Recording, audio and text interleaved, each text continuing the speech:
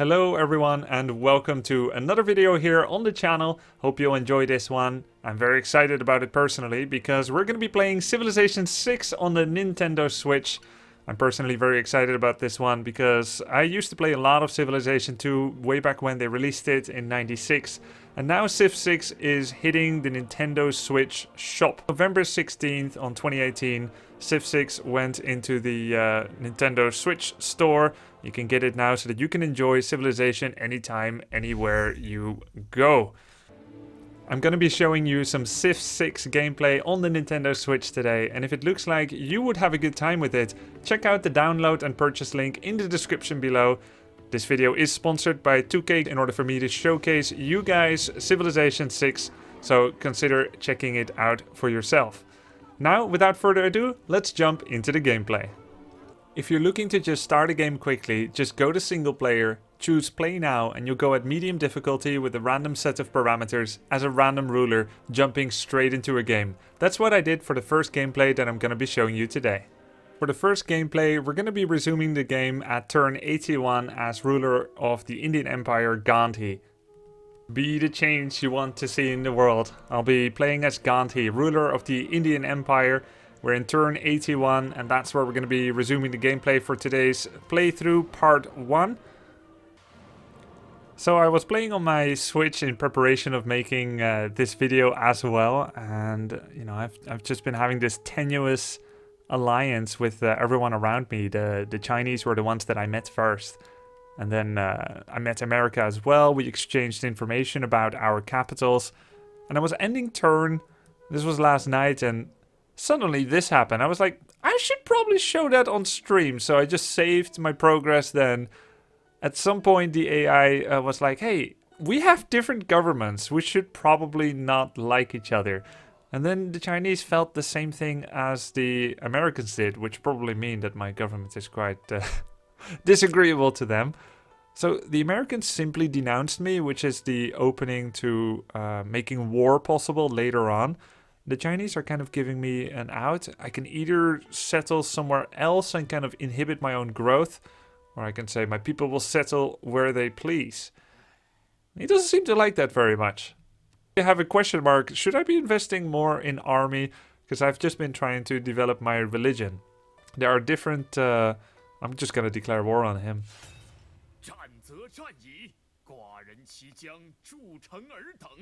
There are different ways of winning. Domination and military conquest is one of them, but there are other victory conditions as well. For example, you can also win by spreading religion. You can win by having more points than the other nations by the time the maximum amount of turns has passed. No hour of life is wasted that is spent in the saddle. And if you recognize that voice as being Sean Beans, aka the actor behind Boromir from Lord of the Rings, then you join me in recognizing him and being psyched for having such a legendary voice actor voice this game's flavor text. Of course, Civilization, besides being a really fun turn-based strategy game, it's also a historical game in the sense that it will teach you things about technologies and history and civilizations, or at the very least inspire you to look up more about them if you want to know more. So my diplomatic status has significantly worsened with both the American Empire and the Chinese. The Americans denouncing me. There's still a penalty to actually start a war, but the door has been opened towards it. Whereas with the Chinese, it's open war at this time. All right, so let's navigate around the map. I had some warriors that were allowed to have free open borders together with the Chinese having those kind of access rights to my lands. But at the moment that must have certainly changed. Now, I don't have any relations with Brussels yet, so I wonder if it's possible to enlist an ally in them here. As I open up the diplomatic menu, it doesn't look like I have formal relations with them yet, so I probably need to actually get within the vicinity of one of their cities just a little bit closer, and we'll see how that goes.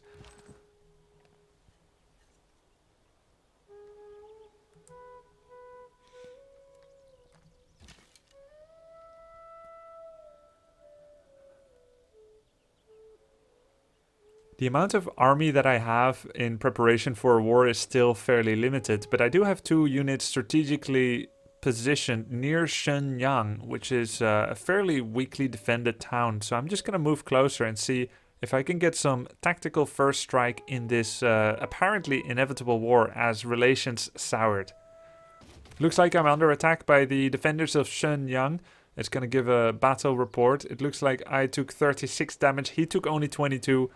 Archers generally are better offensively than defensively. So it's definitely not good for me that he got the first strike. I'm going to be moving over here, take my archers and do a counterattack.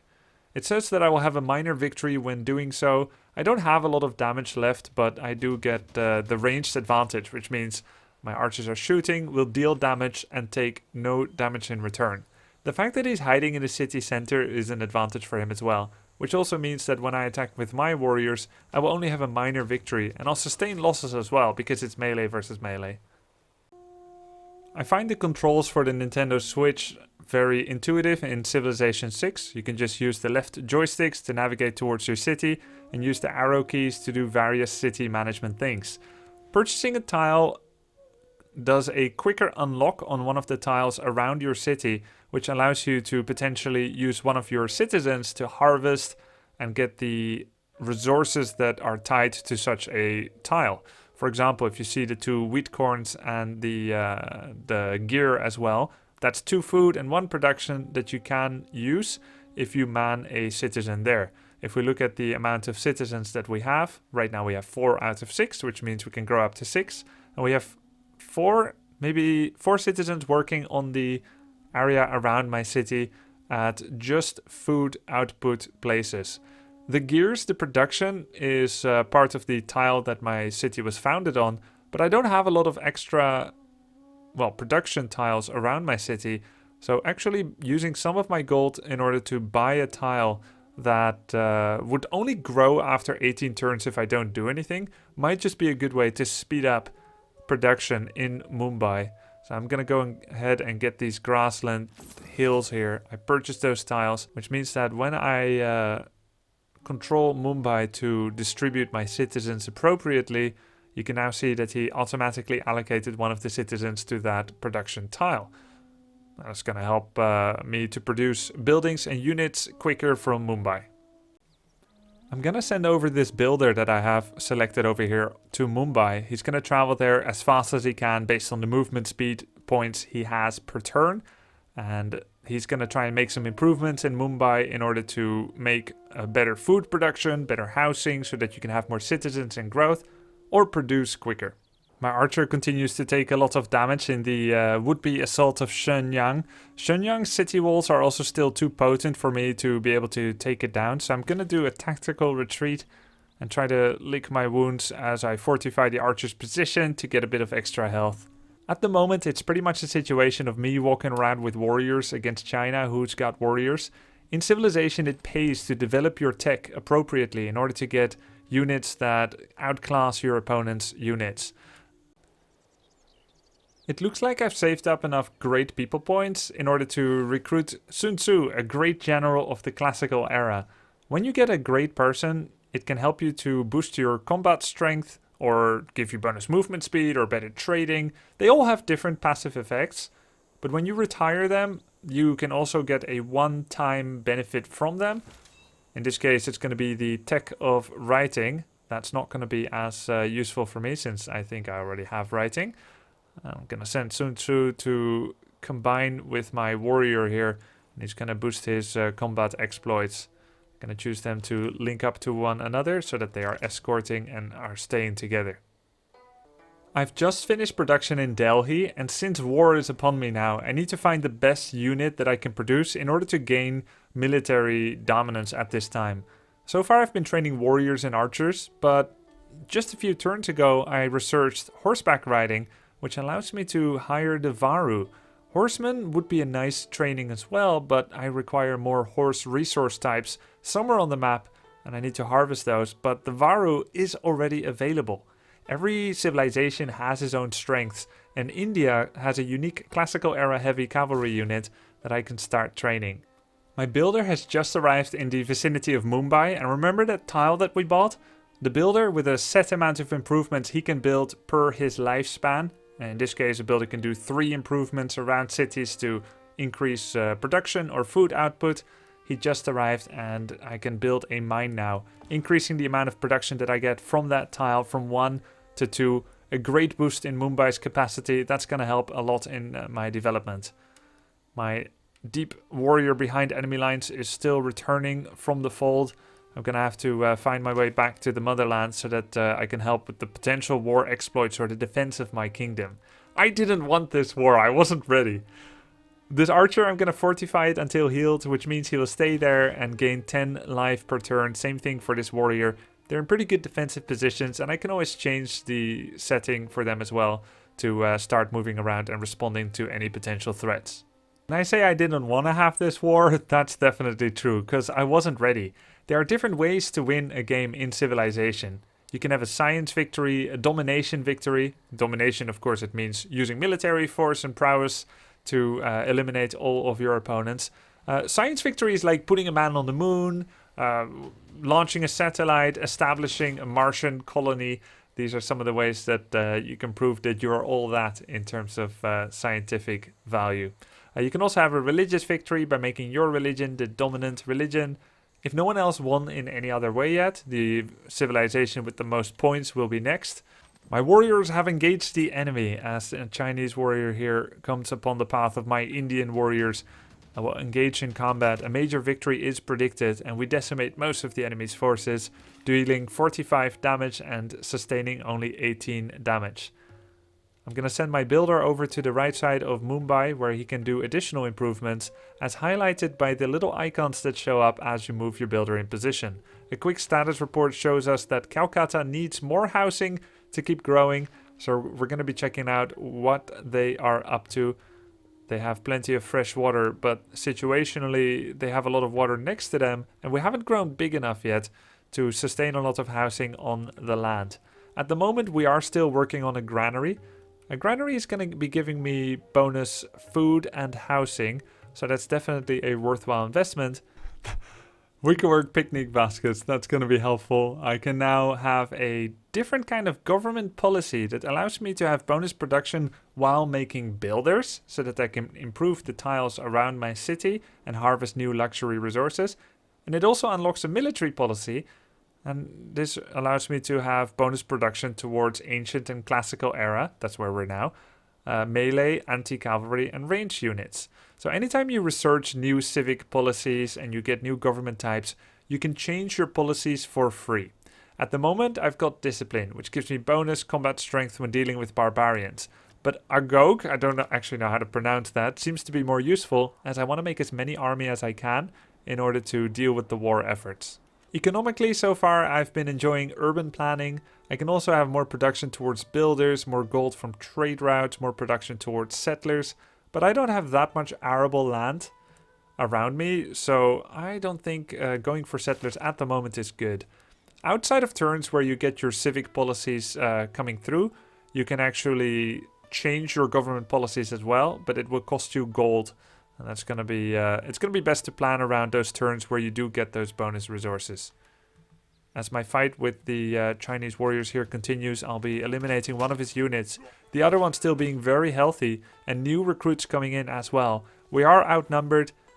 Winning the battle there on that tile also moves my unit forward. And I actually fear for the worst for this warrior together with Sun Tzu as well. Barbarians have been sighted. You'll get attacked periodically by barbarians in Civilization 1 through 6 for that matter. And I don't currently have any units, so they could start to wreak havoc on some of my tiles here. Luckily, I do have my cavalry producing in 4 turns from now, so they should be able to deal with these archers momentarily. Hope you enjoyed my playthrough as Gandhi as ruler of a sprawling Indian empire. I'm now going to be jumping to my second save file, where I'm playing as the King of Sweden in an all-out Viking brawl. We jump into turn 26 out of a maximum of 60 turns as I am the ruler of Sweden, the King of Sweden in an all-out Viking brawl. We start to play our second gameplay here as Olof Stoutkoning, leader of the Swedish Empire. Let's jump right into it. We are in turn 26 out of 60. After 60 turns, the player with the most victory points will be declared the victor. I'll quickly allow you to orient yourself. I have a city here called Birka, and I've got a few troops around it as well, some Karlsmen. Over here we've got Ladoga, we've got Novgorod, and also Yaroslavl all the way to the northeast here. A lot of barbarian raiders have been sighted to the north of Ladoga and the west of Yaroslavl. I don't have that many troops in order to defend them, so I'm once again in a tenuous position where I try to hold on to what's mine. Take a look also at the minimap as you see that I'm kind of spread towards the northeast of the map. And then of course there's the Norwegians with Oslo as their capital city, and then there's Denmark as well. Roskilde over here on an island, very strategic position. I've personally been using longboats to raid the coast of Apuole and its neighboring towns. You can see some of my handiwork here still as these cities are on fire. And I took some of their riches back with me to bolster the war effort. The amount of gold that I have now, 704, is going to be part of my win condition as well. Because by the time that this scenario ends, the more gold you have, the more victory points is awarded to it. Kopingsvik is my capital and has just finished training a Berserker. Berserker is a very strong Viking-only unit that you will normally not be able to play outside of this DLC, and it is really rather strong compared to other units with the same training time. Berserker takes only 3 times to train and has a melee strength of 50. He also has bonus combat strength when attacking, but less combat strength when defending. Taking only 3 turns to produce puts it in stark contrast to the to the non-Viking unit, the Pikeman, which has a melee strength of 41 but takes twice as long to produce. You can see the little advisor icon to show we recommend this one, and I'm going to be following that recommendation, producing more Berserkers. In Civilization VI, all buildings are not necessarily built in a city itself.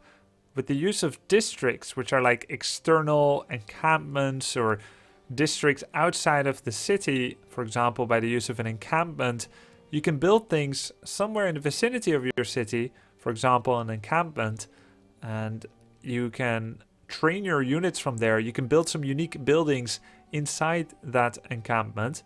I'm going to build one right over here. And in that encampment you can start building a barracks and other things. And then your units will be trained from there with bonuses to their capacity. Ladoga just finished training a Berserker, and I'm going to keep making more units there to deal with the barbarian threat from the north. The Berserker is the most cost-efficient unit, so we're going to be going for that one. Another one was trained here, and we're going to be starting to attack this Huskarl over here, which will give us a major victory. He's also accompanying a barbarian builder, and I think I might be able to capture that builder as it is a civilian unit, so long as I defeat the provided army unit. We do a lot of damage there. This Berserker is going to be taking a boat to deal with the barbarian threat as well. I love the value in Civilization VI of all the different improvements you can make in your city, in the tiles, and even your units. After your units are combat blooded, either being attacked or attacking, they can gain enough experience to be upgraded, promoted as it were. I have 7 experience now, which is enough for the Huskarl to choose one of 2 improvements, which then leads to other improvements as well. Doing an improvement will take some movement points, but also gives a bunch of health points in that turn as well, allowing them to potentially survive further attacks. The Huskarl have done a great job. I'm now going to be moving in with my Berserkers that were just trained, and they don't quite have enough movement points yet to take the war effort to the barbarians, but there's always a next turn. So far I found the gameplay on the Switch with Civilization VI to be extremely addictive and fun. I think it's a big recommendation from me to you guys. Now that it's on the Switch, that's perfect for me. Not needing an internet connection means I'm going to be able to play it on the airplane, at the bus stop, wherever I'm going to be. Finally, an amazing game for me to play on my Switch that fits exactly me. Try it out for yourself. Hope you had a great time watching this gameplay, and I'll be definitely playing a lot more Civilization VI after the making of this video. See you next time. I hope you enjoyed it, and have a great day.